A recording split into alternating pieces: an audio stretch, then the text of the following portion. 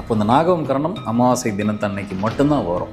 அப்போ அமாவாசை அன்னைக்கு உங்கள் வீட்டில் ஒரு குழந்தை பிறக்குதுன்னா கூடுமான வரைக்கும் அந்த நாகவம் கரணத்தில் தான் பிறந்திருக்கும். பொதுவாக பிரசனத்தில் நாகவம் கரணத்தில் ஒரு லக்னம் விழுகுது, இல்லை நாகவம் கரணத்தில் பார்க்குறோம் அப்படின்னா அந்த வீட்டில் இன்னும் பூர்வீகத்திலேருந்து வரக்கூடிய நிறைய விஷயங்கள் எங்கேயோ தடைப்பட்டு நிற்கிது, இல்லை முன்னோர்களோட ஆசீர்வாதம் எங்கேயோ ஒரு இடத்துல தடைப்பட்டு நிற்கிதுங்கிறத நம்ம புரிஞ்சுக்கலாம். நாகவம் கரணத்தில் பிறந்திருக்கீங்க அப்படின்னாலே உங்களுக்கான கிரகம் என்னென்னா ராகு தான். இது விஷ ராகு. இந்த விஷ ராகுவை நீங்கள் கொஞ்சம் சாந்தப்படுத்தணும் அப்படின்னா ராகு பகவான்கிட்ட போய் சரண்டர் ஆகிறது ரொம்ப நல்லது. அப்போ பணம் சேர்க்கணுங்கிற எண்ணம் இவங்களுக்கு ரொம்ப அதிகமாகவே இருக்கும். அதை நோக்கி இவங்க பயணப்பட ஆரம்பிச்சிட்டாங்க அப்படின்னா அந்த பணம் உள்ளே வரதுக்கு உண்டான எல்லையை இவங்களால் தடுக்கவே முடியாது. அது பாட்டு வந்துக்கிட்டே இருக்கும். ஒரு தடவை வர ஆரம்பிச்சிச்சுன்னா அது பாட்டு வந்துக்கிட்டே இருக்கும் லைஃப்பில்.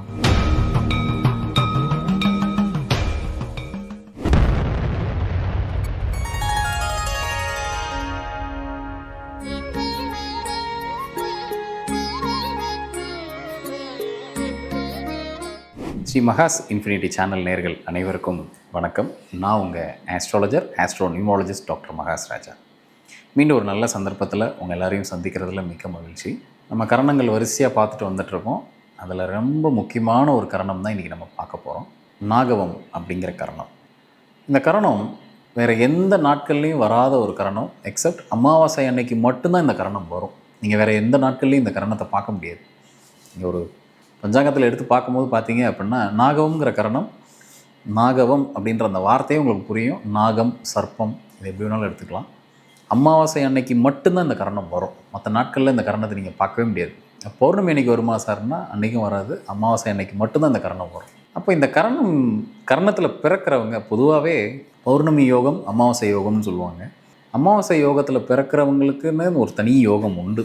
மிகப்பெரிய ஆராய்ச்சியாளர்கள், லைஃப்பில் பெரிய உச்சத்தை தொட்டவங்கள்லாம் பார்த்திங்கன்னா கூடுமான வரைக்கும் அமாவாசை யோகத்தில் பிறந்தவங்களாக தான் இருப்பாங்க பௌர்ணமி யோகத்தை விட. பௌர்ணமி யோகத்தில் பிறந்தவங்களுக்கும் ஒரு சில உச்சத்தை தொட்டிருப்பாங்க. ஆனால் அமாவாசை யோகத்தில் பிறந்தவங்க அடையிற உச்சம் அது நீங்கள் அளவே கிடையாது. அதுக்கு நம்ம தமிழ்நாட்டிலே மறைந்த முன்னாள் முதல்வர் பார்த்திங்க அப்படின்னா டாக்டர் கலைஞர் பார்த்திங்கன்னா அவர் அமாவாசை யோகத்தில் பிறந்தவர் தான். அவர் அடையாத உச்சமே கிடையாது. அவர் பார்க்காத நல்லது கெட்டது கிடையாது. அந்தளவுக்கு ஒரு உச்சத்தை தொட்டாங்க. தான் எடுத்த வேலையில் கொடுத்த டார்கெட்டில் அதில் என்ன மேக்ஸிமம் செஞ்சிட முடியுமோ, என்ன வாழ்ந்து காமிச்சிட முடியுமோ அதை காமிச்சிட்டு போயிடுவாங்க இந்த உலகத்துக்கு. அப்போ இந்த நாகவம் கரணம் அமாவாசை தினத்தன்னைக்கு மட்டும்தான் வரும். அப்போ அமாவாசை அன்னைக்கு உங்கள் வீட்டில் ஒரு குழந்தை பிறக்குதுன்னா கூடுமான வரைக்கும் அந்த நாகவம் கரணத்தில் தான் பிறந்திருக்கும். சரி, இந்த கரணத்தில் பிறந்தால் என்ன நன்மை தீமை என்ன இருக்குது, எப்படியான பலன்கள் இருக்கும் அப்படின்னா, முதல்ல சிறந்த ஆராய்ச்சியாளர்களை இந்த கரணம் உருவாக்குது. எப்படி, அதாவது இவங்களுக்கு ஒரு டார்கெட்டை கொடுத்துட்டிங்கன்னா போதும், அந்த டார்கெட்டை நோக்கி ஈஸியாக பயணப்பட்டுருவாங்க. அவங்களுக்கு டார்கெட் இல்லைன்னா தான் லைஃப் எந்த விஷயத்தை நோக்கி போகுதுன்னு இவங்களுக்கு புரியாது. ஒரு டார்கெட்டை கொடுத்துட்டிங்கன்னா நிச்சயமாக அதை நோக்கி பயணப்பட்டு அந்த டார்கெட்டை அச்சீவ் பண்ணிடுவாங்க. லைஃப்பில் இத்தனை கோடி ரூபா சம்பாதிக்கணும் அப்படின்னு இவங்களுக்கு ஒரு டார்கெட்டை ஃபிக்ஸ் பண்ணி கையில் கொடுத்துட்டிங்கன்னா நிச்சயமாக இத்தனை கோடி ரூபா சம்பாதிச்சதுக்கப்புறம் தான் அவங்க உயிர் இந்த உலகத்தை விட்டு பிரியும். அதில் மாற்றுக்கிறதே இல்லை. அப்போ டார்கெட்டை நோக்கி வாழ்கிறதில்ல இந்த கர்ணத்தில் பிறந்தவங்க தான் அதை ரொம்ப சூப்பராக வாழ்ந்து காமிச்சிருவாங்க. எல்லா விஷயத்தையும் ரொம்ப பிளானிங்கோட நேர்த்தியாக, எந்த வகையிலையும் யாருக்கும் எந்த சாதகம் பாதகம் வராத அளவுக்கு ஒரு விஷயத்த ரொம்ப நெளிவு சுழிவோடு கொண்டுட்டு போகிறதுன்னு சொல்லுவாங்க இல்லையா, அது இவங்களை விட சாதுரியமாக வேறு எந்த கரணத்தில் பிறந்தவங்களாலையும் பண்ண முடியாது. ஒரு டார்கெட்டு, ஒரு இலக்கு, இதெல்லாம் இவங்களுக்கு தெரிஞ்சிருச்சு அப்படின்னா இவங்க போகிற பாதையை யாருமே தடுக்கக்கூட முடியாது. பொதுவாக இந்த கரணத்தில் பிறந்துட்டாங்க அப்படின்னா முன்னோர்களோட ஆசீர்வாதம் ரொம்ப கம்மியாக இருக்கும், குறைவாக இருக்கும். அதனால தான் இந்த கரணத்தில் பிறக்கிறாங்க அப்படின்லாம் சொல்லுவாங்க. இல்லைன்னா நிறைய சர்ப்பங்களுக்கு ஏகப்பட்ட தீமைகளை முன்னொரு ஜென்மத்தில் இவங்க செஞ்சுருப்பாங்க அப்படின்லாம் சொல்லுவாங்க.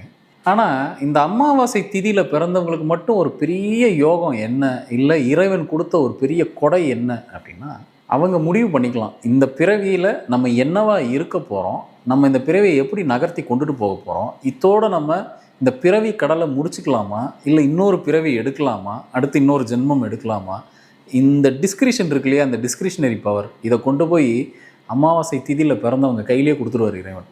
அவர் முடிவு பண்ணிக்கலாம். நம்ம ஏகபோகமாக வாழணும்னு முடிவு பண்ணிட்டாங்கன்னா அவங்க ஏகபோகமாக வாழலாம். நான் ஒரு சன்னியாச வாழ்க்கைக்குள்ளே போகணும், எனக்கு இதோட பிறவி கடல் போதும் அப்படின்னு நினச்சாலும் அந்த பிறவி கடலை அவங்க முடிச்சுக்கலாம். அப்படின்னா என்ன, தியானம், வாசி யோகம், மோட்சத்தை நோக்கி அவங்க பயணப்படலாம். பொதுவாக பிரசனத்தில் நாகவம் கரணத்தில் ஒரு லக்னம் விழுகுது, இல்லை நாகவம் கரணத்தில் பார்க்குறோம் அப்படின்னா அந்த வீட்டில் இன்னும் பூர்வீகத்திலேருந்து வரக்கூடிய நிறைய விஷயங்கள் எங்கேயோ தடைப்பட்டு நிற்கிது, இல்லை முன்னோர்களோட ஆசீர்வாதம் எங்கேயோ ஒரு இடத்துல தடைப்பட்டு நிற்கிதுங்கிறத நம்ம புரிஞ்சுக்கலாம். அப்போது இந்த கர்ணத்தில் இருக்கிறவங்கள சரியாக நம்ம பயன்படுத்தணும் அப்படின்னா அவங்க நிச்சயமாக உச்சாணி கும்பலை போய் உட்காத்தி வச்சிடலாம். அரசியலாகவும் இல்லை சினிமாவில் எந்த இடத்துல வேணாலும் இவங்களை பொருத்தி பார்க்கலாம். ஒரு கலையில் எந்த கலை எடுத்துட்டாலும் அதில் இவங்க எக்ஸ்ட்ரீமை பார்க்காம விட மாட்டாங்க. அதோட டெப்த் என்ன, அதிகபட்ச டெப்த் என்ன, குறிப்பாக ஒரு தங்க சுரங்கம் கீழே மினரல் ரிசோர்ஸை நோக்கி பயணப்படுறது, பூமிக்கு அடியில் துளையிடுறது, அங்கே இருக்க சில மறைபொருள் ரகசியங்களை வெளி உலகத்துக்கு கொண்டுட்டு வர்றது, போர் போடுறது, அதை ஒரு தொழிலாக செய்கிறது, இதெல்லாம் நாகம் கர்ணத்தில் பிறந்தவங்க செஞ்சாங்கன்னா அதிசிறப்பு. இவங்க எல்லா நல்லது கெட்டதும் இவங்களுக்கு ஞாபகம் இருக்கும். ஒரு ஜோதிடரே நாகம் கர்ணத்தில் பிறந்திருக்காரு அப்படின்னா அவரை யாரும் அவ்வளோ சீக்கிரத்தில் புரிஞ்சிக்க முடியாது. இவர் என்ன யோசிக்கிறாரு அப்படிங்கிறத புரிஞ்சிக்க முடியாது. அவர்கிட்ட கூடுமான வரைக்கும் ஆசீர்வாதமோ இல்லை நல்ல வார்த்தைகளை வாங்குறதே நல்லது. அவரை போய் நம்ம சீண்டி பார்த்து அவர்கிட்ட ஏதாவது ஒரு வார்த்தைகளை நம்ம வாங்கிட்டோம் அப்படின்னா திருப்பி அதை போக்குறதுக்கு நம்ம பல கோவில்களுக்கு போக வேண்டியது வரும். ஏன்னா இந்த நாகம் கர்ணத்தில் பிறந்தவங்களுக்கு அப்படி ஒரு பவர் உண்டு, இயல்பாகவே அவங்களுக்கு உண்டு. அதே மாதிரி ஆன்மீகத்தில் மிக சிறந்த ஈடுபாடு உண்டு. நாகம் கர்ணத்தில் பிறந்திருக்கீங்க அப்படின்னாலே உங்களுக்கான கிரகம் என்னென்னா ராகு தான். இது விஷராகு. இந்த விஷராகுவை நீங்கள் கொஞ்சம் சாந்தப்படுத்தணும் அப்படின்னா ராகு பகவான்கிட்ட போய் சரண்டர் ஆகிறது ரொம்ப நல்லது. இதுக்கான கோவில் எங்கே இருக்குது அப்படின்னா நாகர்கோவில் அப்படிங்கிற இடத்துல நாகராஜா அப்படின்னு ஒரு கோவில் இருக்குது. உலகத்திலே சர்ப்பத்துக்கான ஒரே கோவில் இது தான். இன்னொன்று கேரளாவில் மன்னார் சாலை அப்படின்ற ஒரு இடத்துல நாகத்துக்கான கோவில் இருக்குது. ஆனால் அதை விட முதன்மையான கோவில் எங்கே இருக்குன்னா நாகர்கோவிலில் இருக்கக்கூடிய நாகராஜா கோவில். அமாவாசை தினத்தில் இந்த நாகம் கர்ணம் வர்ற அன்னைக்கு அந்த கோயிலுக்கு போயிட்டு வர்றது சிறப்பு. உங்கள் உறவுக்குள்ளே ஏதாவது சிக்கல் இருக்கா, இல்லை உறவில் ஏகப்பட்ட, ஏன்னா இந்த இவங்களுக்கு வந்து கூடுமான வரைக்கும் ரிலேஷன்ஷிப்பில் ஏதாவது பிரச்சனைகள் இருக்கும். அதை எல்லாத்தையும் இந்த கோயிலுக்கு போயிட்டு வந்தோடனே அந்த பிரச்சனைகள் எல்லாம் ஒரு முடிவுக்கு வந்துடும். அப்படி நாகம் கரணத்தில் போயிட்டு வரும்போது இவங்க அடையிற எல்லை வந்து ரொம்ப அதீதமான எல்லை அடைவாங்க. அதே போல் வீட்டில் நாகத்தை வச்சு இவங்க வழிபடலாம். ஒரு சின்ன சிலையாக ஒரு வெள்ளிலேயோ இல்லை ஏதோ ஒரு பஞ்சலோகத்துலேயோ இந்த மாதிரியான ஒரு உலோகத்தில் நாகர் சிலையை வீட்டில் வச்சு இவங்க வழிபடலாம். அது இவங்களுக்கு ரொம்ப அதிசிறப்பு. நிறைய பணம் இவங்கக்கிட்ட இருக்கும், பணம் சேரும். பணம் சேர்க்கறதுக்கு உண்டான யோகம் வந்து இவங்களுக்கு ரொம்ப அதிகம். பொதுவாகவே இவங்களுக்கு ரொம்ப அதிகம். அப்போ பணம் சேர்க்கணுங்கிற எண்ணம் இவங்களுக்கு ரொம்ப அதிகமாகவே இருக்கும். அதை நோக்கி இவங்க பயணப்பட ஆரம்பிச்சிட்டாங்க அப்படின்னா அந்த பணம் உள்ளே வரதுக்கு உண்டான எல்லை இவங்களால் தடுக்கவே முடியாது. அது பாட்டு வந்துக்கிட்டே இருக்கும். ஒரு தடவை வர ஆரம்பிச்சிச்சுன்னா அது பாட்டு வந்துக்கிட்டே இருக்கும் லைஃப் லாங். அதே மாதிரி ஒரு ஜோதிடர் நாகம் கர்ணத்தில் இருந்து அவருக்கு வாக்குப்பளிதம் வேணும் அப்படின்னா பரணி நட்சத்திரத்தில் ஒரு செவ்வாய்க்கிழமையோ இல்லை வியாழக்கிழமையோ வரும்போது ஒரு வளர்பிறையாக இருந்தால் ரொம்ப நல்லது. குத்தாலம் பக்கத்தில் இருக்கக்கூடிய சேத்திர பாலபுரம் கோவிலுக்கு போய் வழிபட்டுட்டு வர்றது ரொம்ப நல்லது. குறிப்பாக பத்திரை கர்ணத்தில் போய் வழிபட்டுட்டு வர்றது நல்லது. ஆனால் இந்த கர்ணத்தில் நான் பிறந்திருக்கேன், நான் ஜோதிடராக இருக்கேன், நாகம் கர்ணத்தில் பிறந்திருக்கேன் அப்படின்னா இங்கே போயிட்டு வர்றது சிறப்பு. இவர் எந்த லெவலுக்கு நல்ல, அதாவது யாருக்கும் எந்த விதமான சாபங்கள் கொடுக்காம நல்ல வார்த்தையை மட்டும் பயன்படுத்தினார் அப்படின்னா அந்த யோக கலையோ அந்த ஜோதிட கலையே இவரை வேறு ஒரு இடத்துக்கு கூட்டிகிட்டு கொண்டு போய் உட்கார வச்சிடும்.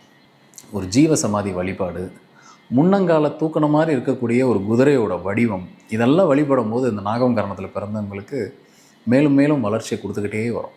ஸோ இந்த கர்மத்தை பற்றி நிறைய சிறப்புகள் நிறையா இருக்குது. ஒரு கோவில் பிரசன்னத்துலேயோ இல்லை ஒரு வீட்டு ஒரு குடும்பத்துக்கு பார்க்கக்கூடிய பிரசன்னத்துலேயோ இந்த மாதிரி ஏதாவது ஒரு நாகம் கர்ணத்தில் பார்த்துட்டீங்க, இல்லை இந்த மாதிரி ஒரு கர்ணத்தில் அந்த பிரசனம் வருது அப்படின்னா அங்கே ஏதோ ஒரு மறைபொருள் ரகசியம் இருக்குங்கிறத நம்ம புரிஞ்சுக்கலாம். முன்னோர்களோட ஆசீர்வாதமும் கம்மியாக இருக்குங்கிறத புரிஞ்சுக்கலாம். அதை கொஞ்சம் சரி செஞ்சுட்டு அடுத்த பிரசனம் பார்க்குறது நல்லது. ஸோ எல்லா கரணங்களும் தனக்கான கிரகத்தை கொண்டு, அந்த கர்ணநாதனுக்கு உண்டான கிரகத்தை கொண்டு உங்களுக்கு நல்லது பண்ணுறதுக்கு தான் பின்னாடி பேக்ரவுண்டில் காத்துக்கிட்டு இருக்குது. நம்ம அதை எந்த அளவுக்கு நம்ம பிடிச்சிக்க போகிறோங்கிறத பொறுத்து தான் நம்மளோட வளர்ச்சி இங்கே இருக்க போகுது. இது என்னங்கிறத நம்ம தெரிஞ்சுக்கிட்டு அடுத்த கட்டத்துக்கு போகும்போது நிச்சயமாக அந்த கிரகம் நம்மளை கையை பிடிச்சி அடுத்த கட்டத்துக்கு கூட்டிகிட்டு போயிடும். பாலவத்துக்கும் நாகவத்துக்கும் உண்டான வித்தியாசம் என்ன அப்படின்னா அது சாந்தமான ராகு இல்லை நல்ல ராகுன்னு சொல்லலாம். இங்கே விஷராகு. அப்போ இங்கே தான் கொஞ்சம் கவனமாக இருக்கணும். அதை அமைதிப்படுத்திக்கிறது ரொம்ப நல்லது. நம்ம ராகு எங்கே நிற்கிதோ அதை பொறுத்து சில கோயில்களுக்கு போயிட்டு வர்றது நல்லது. குறிப்பாக நாகம் கர்ணத்தில் பிறந்துட்டிங்கன்னா நீங்கள் நாகராஜா கோயிலுக்கு போகிறது ரொம்ப சிறப்பு. உங்கள் உறவும் சரியான ஒரு பாதையில் போய்கிட்டே இருக்கும். ஸோ நாகம் கர்ணன் பற்றி இன்றைக்கி ரொம்ப விரிவாகவே நம்ம பார்த்துருக்கோம். இந்த கர்ணத்தில் பிறந்தவங்க என்னென்ன செய்யணும், என்ன செய்யக்கூடாதுங்கிறத பற்றி ரொம்ப விரிவாக பார்த்துருக்கோம்.